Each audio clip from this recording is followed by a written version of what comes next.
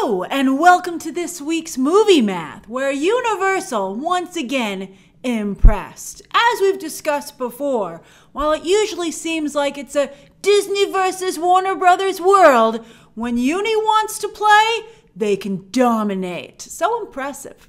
Yes, this is an amazing feat for Universal this holiday weekend.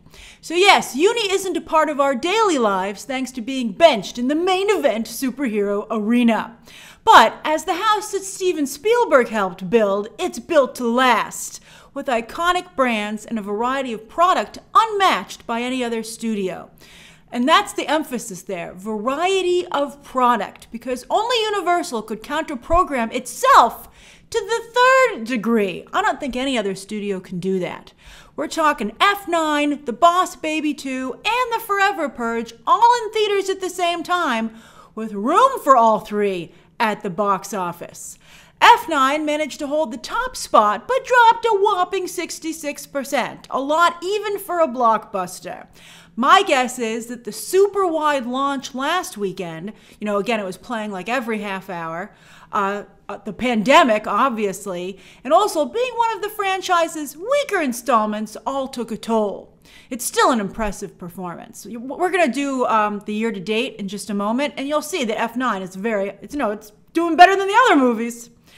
Then, like Disney, Uni owns two animation houses, Illumination and DreamWorks. DreamWorks, of course, Steven Spielberg kind of had a hand in it. It comes from the DreamWorks SKG days. It's still so insulting that Universal bought DreamWorks, but only with the stipulation that Jeffrey Katzenberg would leave. But anyway, that's kind of unfair. He did a very good job building up, not only the Disney Renaissance, but also DreamWorks. Anyway, like Disney's two animation houses, Uni's also both consistently deliver. The Boss Baby 2 built upon The Croods 2 impressive debut for a pandemic at Thanksgiving. The Croods 2, also from DreamWorks. What a workhorse! They're saving their Illumination movie, Minions 2, for when they think it can have a bigger launch, but DreamWorks has really been working hard for Uni during this pandemic. We're going to talk about Trolls in a moment. And this is more proof that family films are doing particularly well during the pandemic. Remember, we all thought that families would not go? Well, it seems families are the most eager to get out of the house. Sure, Boss Baby 2 was also offered on Peacock day and date, but this just shows how poorly Peacock is doing because it didn't make a dent in the box office. That should cheer you up, HBO Max. At least you're not Peacock. My Hollywood wish is still that Universal, Comcast, well, I don't know if Comcast could own everything. They might have to spin off Universal also into another company. That seems a little unlikely to me. Comcast is like, we're very happy. But anyway, again, my Hollywood wish is that Universal somehow would swallow up Warner Brothers Discovery. I'm not the only one wishing for this in Hollywood.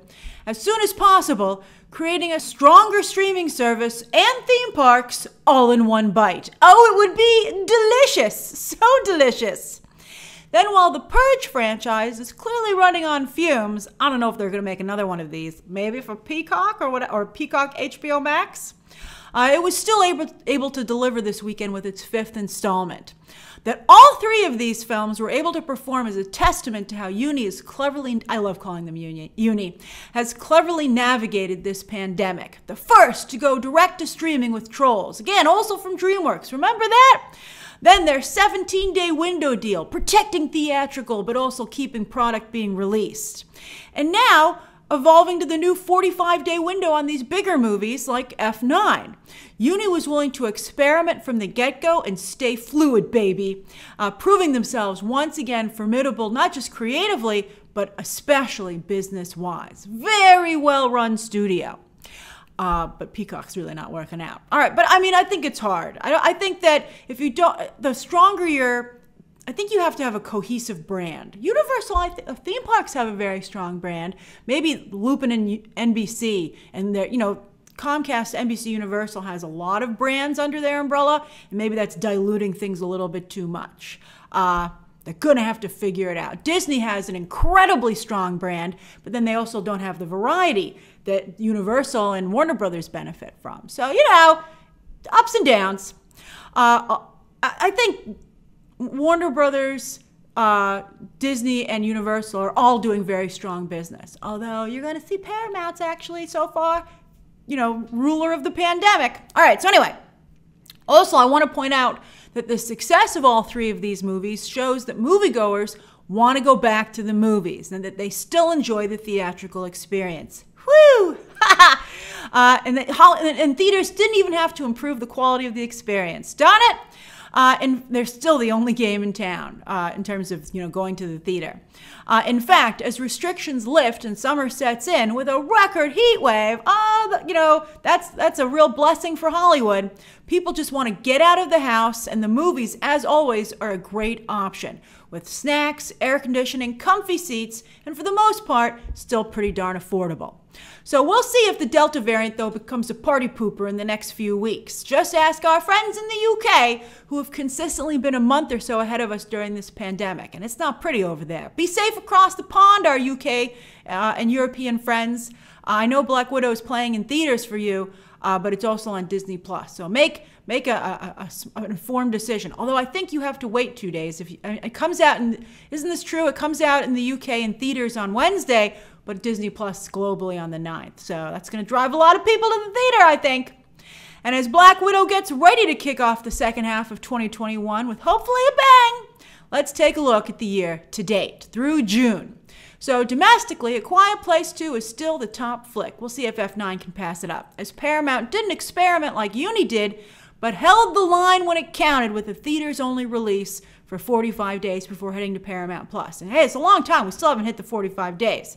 And I also think it's important to point out that Krasinski really delivered. So I'm not surprised that he got himself a Paramount deal.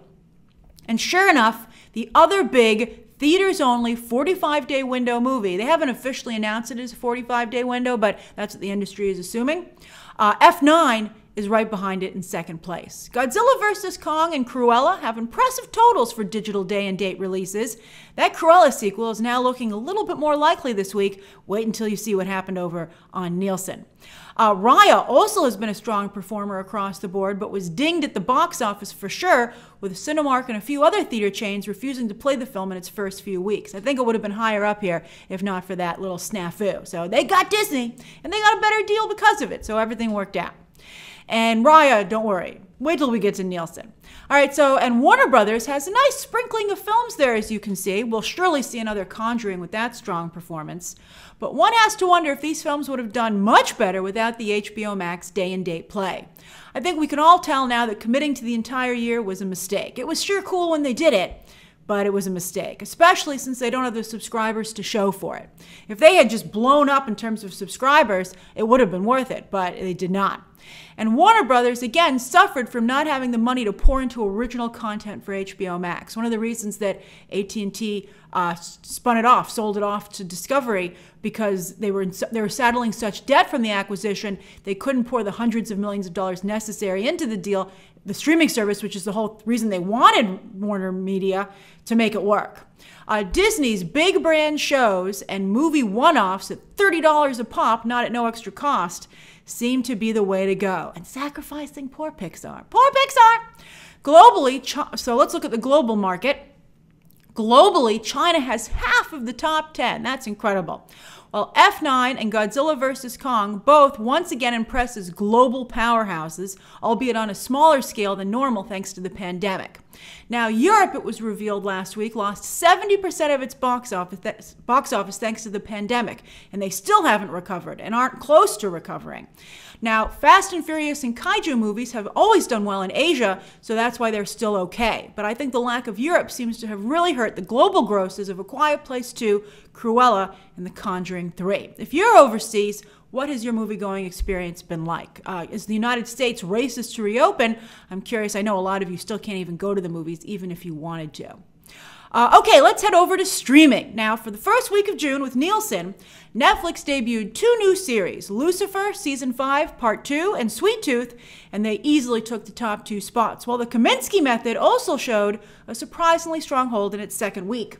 Overall, Netflix still has quite the death grip on shows, although I'm very interested to see how Loki will do in the rankings when we get to it next week. Because remember, Nielsen is very far behind. I'm very curious to see how Loki does. You know, WandaVision was never quite as high up as we thought it would be, but Falcon and Winter Soldier managed to get a little higher and even at some points reach #1. So where will Loki be? And speaking of Disney Plus, they have been able to really break through in movies. Not only do they have 3 in the top 10, otherwise everything almost is pretty much Netflix, but they're not all evergreen movies for once. Raya became available at no extra cost the first week of June and shot to #1. Couldn't have happened to a nicer movie. I'm so happy. While Cruella actually went up in the Nielsen movie rankings from its debut last week, and here is at #3. This is a very good sign, finally, that we will indeed be seeing more of both these leading ladies in the future. That would be fantastic. As for Netflix this week, Manifest is still #1, despite being canceled over at NBC, and Netflix even refusing to rescue it despite its performance on the streaming service. That is crazy! Oh man, that's just nuts. I'm sure it's driving the people who make that show insane. They're like, we have a #1 show, and nobody wants it. While Fear Street 1994 never reached #1 this weekend that it debuted, but it did come awfully close, fluctuating between 2 and 3 over the course of the holiday weekend. A very good start, not a great start, but a very good start for Netflix's horror stunt, as the trilogy will be releasing 1 movie weekly. That is a great stunt, to do a trilogy week to week. It's for some reason poorly advertised. I'm not sure why it's so poorly advertised. I know some of you enjoyed Fear Street. It's just odd to me that they would have such a clever marketing strategy of the weekly release for a trilogy and then not really do anything about it. Crazy. All right, so anyway, and on iTunes, while Uni's Nobody is still king, as it deserves, 2 new films performed very well. Werewolves Within, starring Sam Richardson, did have a brief theatrical release, but these are essentially straight to PVOD. That did fantastic, and what a weekend for Sam Richardson, as he also co-stars in The Tomorrow War over on Amazon, and we'll have to wait a few weeks to find out how that did with Nielsen's very late ratings. And Megan Fox's Till Death. She might not be able to spin that into the Marvel or DC gig she would like to. She was very vocal about it. It's been funny. Megan Fox was like, oh boy, I'd sure like to be in Marvel or DC. Well, today Stephen Dorff was like, you're not going to put me in any of those stupid movies. Just talk to your agents about it, guys. I don't know why people have to publicly discuss this. I mean, Megan Fox is obviously hoping that fans, and some did, will be like, yes, do it, and get some momentum for her. But I think that her reputation is so trashed at this point, and she certainly never had a reputation as being a talented actor. I think that she still has work to do in repairing her image. But this makes it not impossible. This is an excellent showing for her. I think her next step should be to get herself on a streaming show. I don't think a Marvel or DC show, maybe DC one. I don't see it happening, but just some kind of streaming show. And then I think maybe I think someday she could find herself in a Marvel, especially as they expand exponentially and they need more and more talent. They're just gobbling up talent. It's crazy, especially with the shows. She could maybe someday get it, but she has still work to do on repairing her image, I think. And 25 years later, Independence Day is still everyone's favorite 4th of July movie. And it's now a Disney movie, by the way. I'm sure the mouse has noticed its popularity as they consider what to mine from their purchase that they kind of bought for parts. All right, so anyway, as for this coming week, it's all about Black Widow. Oh, next weekend's movie math is going to be exciting. It's hitting many countries, as I said, on Wednesday, when a huge episode of Loki is also set to debut. What a day! And it's not just Disney, but Marvel Disney's turn to flex its muscles after a very long hiatus. I think word of mouth on Black Widow will be medium, to be honest with you, but that didn't stop F9, whose 70 million number is the one to beat. And I think Black Widow should be able to do that. Can she maybe cross or get close to the century mark? Dare we dream?